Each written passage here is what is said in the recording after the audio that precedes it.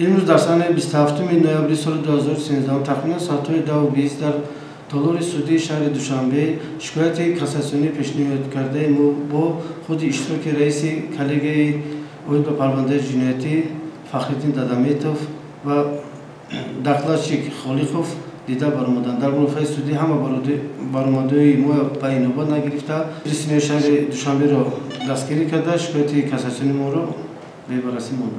با زیربای ما سوال دادن از طرف خود رئیس کلیگه سودی اوید به پرونده جنایتی فخرالدین دادامیتوف سوال دادن که برای چی شما اویدی مثال دیده و دانسته همچون با نام مولا مشهور معرفی شده اید و همین دست به همین حالت زدید که از شریعت مسلمانی شما در نزد شریعت گناهگار میباشید. در این وقت زیرمای من اظهار کردن که در حقیقت از طرف دنیوی من خودم را گناهگار نمی‌سازم، چون طبق قانون جمهوری تاجیکستان این جنایت نیست.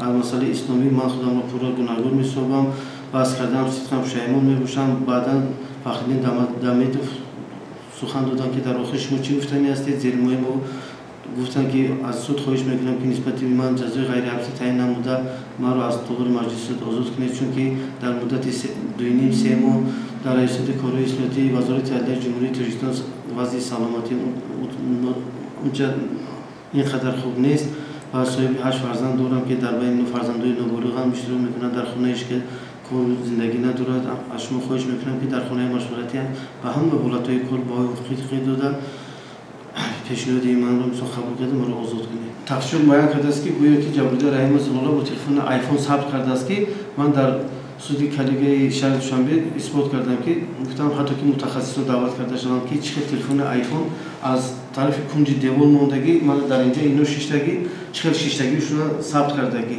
روز خیستن ثبت کردگی دانلود تو خوردگی ثبت کردگی از اینجا برمیاد که شخص سه نهار رو از طرف بیرون ثبت کرده. نسبت زیرمای ما برای بدون افتاندن همین حالت کار رو تشکیل کردن.